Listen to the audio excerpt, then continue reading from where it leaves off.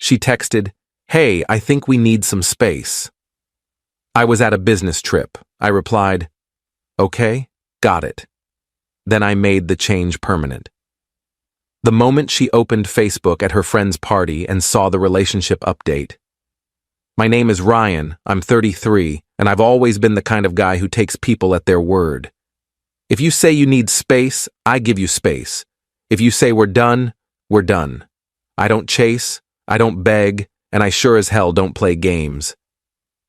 That philosophy served me well in my career as a software consultant, but it absolutely destroyed my relationship with Jessica.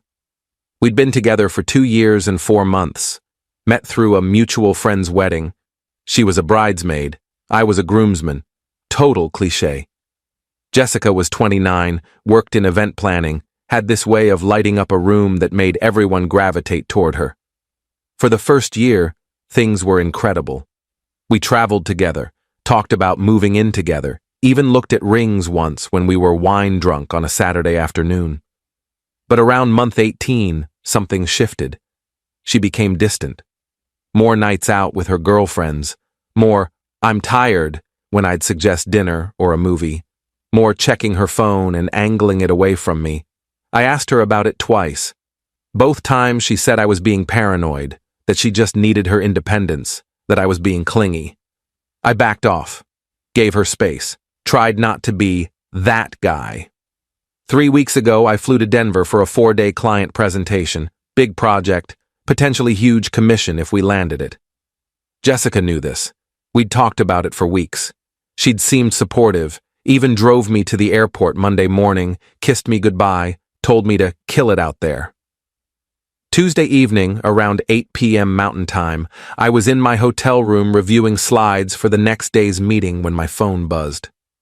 Jessica. "Hey, I think we need some space." I stared at that text for a solid minute. Not, "I miss you." Not, "How's Denver?" Just that. Clinical. Distant. Like she was canceling a subscription service. I typed back, "Okay, got it." Hit send. Set my phone down.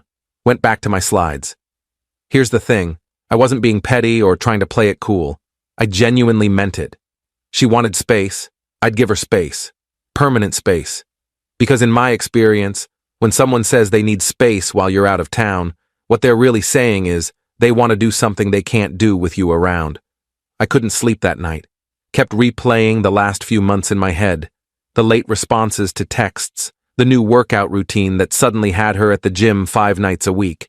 The way she'd started dressing up more for girls' nights than she ever did for our dates. The friend Megan who kept coming up in conversations. Megan thinks. Megan says. Megan invited me to this thing. Around 2 a.m., I opened Facebook. Our relationship status said, "In a relationship with Jessica Torres." I clicked edit, changed it to single. Confirmed. Closed the app. Finally, fell asleep. Wednesday morning, I crushed the presentation, landed the client, celebrated with my team over steak dinners that I couldn't even taste because my brain was still processing everything. I checked my phone periodically. Nothing from Jessica. Thursday afternoon, my phone exploded. 17 missed calls, 43 texts, 8 voicemails. The first text, sent at 11:47 p.m. Wednesday. "Ryan, what the fuck?" Then, "Are you seriously going to do this while I'm out with friends? This is so immature. You didn't even talk to me first. Everyone is asking me what happened. You humiliated me. Call me." I was in a taxi heading to the airport when I finally listened to the first voicemail. She was crying, angry crying, the kind where you can barely understand the words. "You embarrassed me in front of everyone, Ryan." Everyone. At Megan's party. I opened Facebook and saw it, and everyone saw my face and started asking questions, and I looked like an idiot. You couldn't wait 3 days? You couldn't have a conversation like an adult? I deleted it. Deleted all of them, without listening. Sent one text back. "You asked for space. I'm giving it to you. Permanently." Her response was immediate. "That's not what I meant and you know it." Me. "Then what did you mean?" Three dots appeared. Disappeared. Appeared again. Disappeared. No response came. Update 1. I got back to Seattle Friday evening. Jessica had texted 14 more times throughout the day. The messages evolved from anger to desperation to blame to guilt tripping. I just needed a few days to clear my head. You're throwing away 2 years over nothing. I can't believe you're this cold. Fine. If this is what you want, then fuck you. Then 2 hours later, I didn't mean that, I'm just hurt. I didn't respond to any of it. Saturday morning, I went to the gym. When I got back, my friend Trevor had texted me, "Dude, Jessica is posting some wild shit on Instagram. You good?" I didn't have Instagram, deleted it 6 months prior because it was a time suck, but I logged into Trevor's account on his phone when we met up for coffee. Jessica's story was a series of posts, vague quotes about betrayal. A photo of her crying with the caption, "When you realize someone never really loved you." A boomerang of her drinking wine with the caption, "Healing Era." The comments were exactly what you'd expect, her friends rallying around her. "You deserve better, Queen." His loss? We never liked him anyway. Trevor watched me scroll through it. "You want to tell me what actually happened?" I showed him the, "I think we need some space" text. His eyebrows went up. "She sent that while you were working?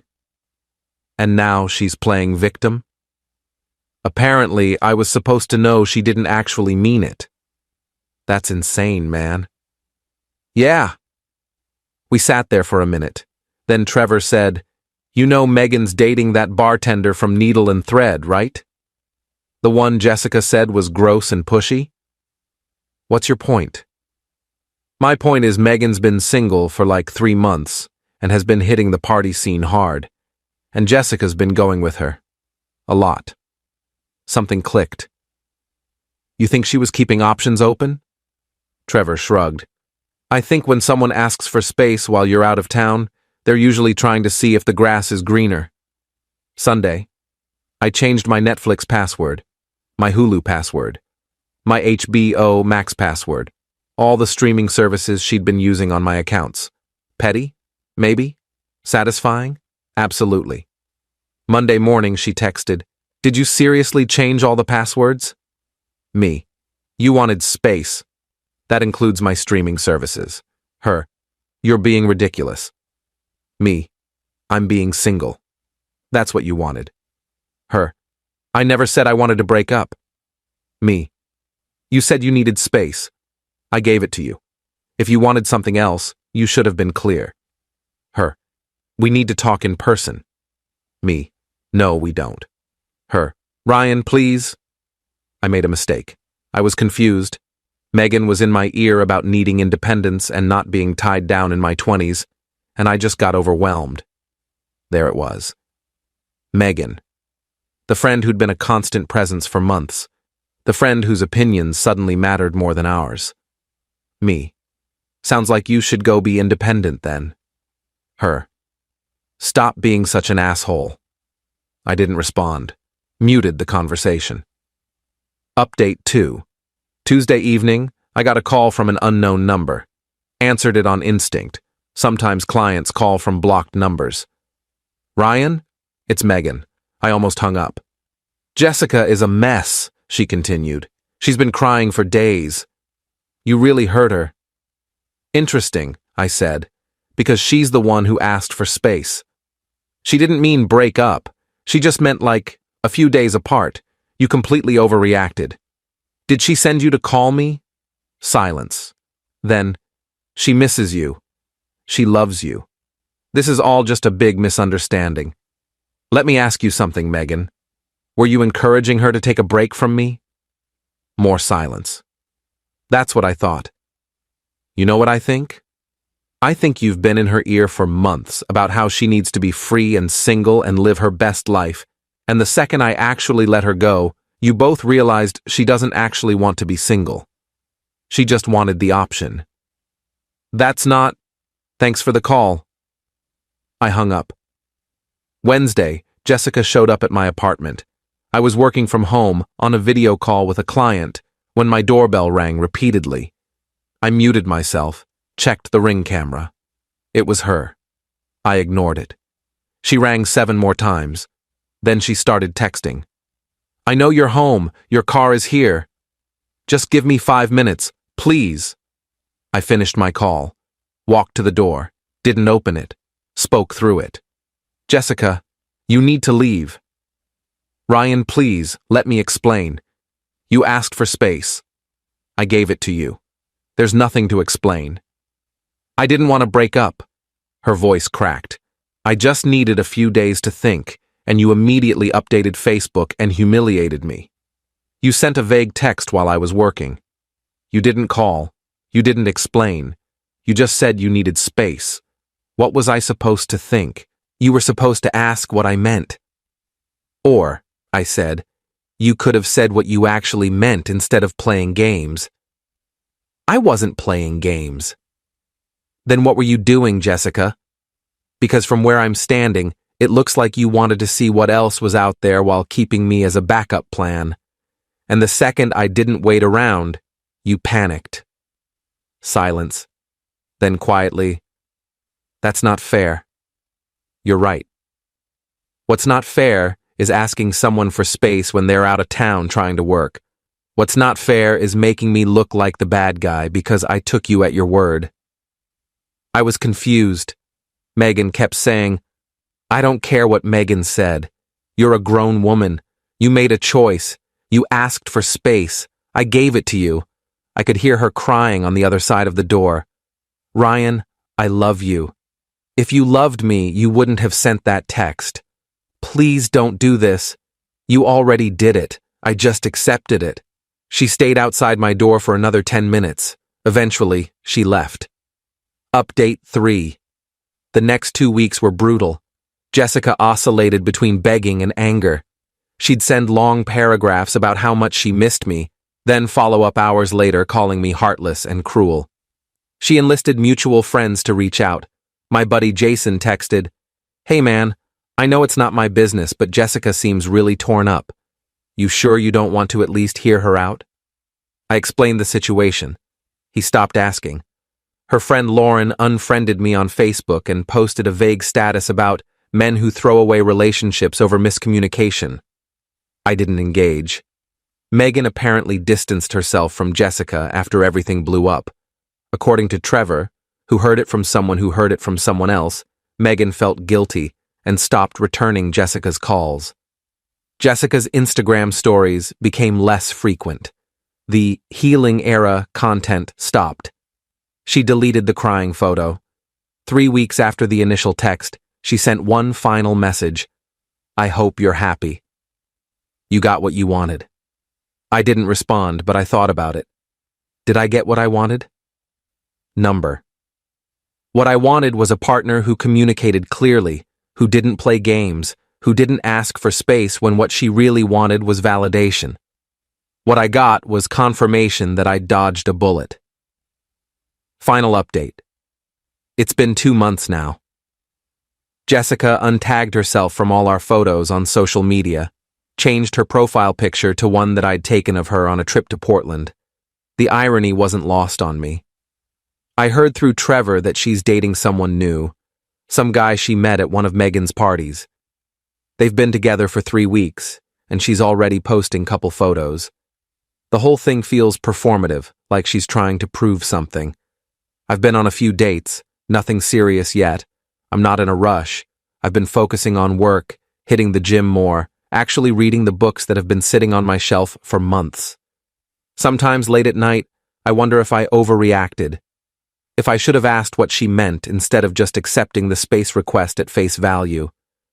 But then I remember that healthy relationships don't require mind reading. They require clear communication. And she failed that test. The weirdest part? I don't miss her as much as I thought I would. I miss the idea of her, the version from the first year when things were easy. But the person she became in those final months, distant, influenced by friends who didn't have her best interests at heart, playing games with my emotions, I don't miss that person at all. My career is going well.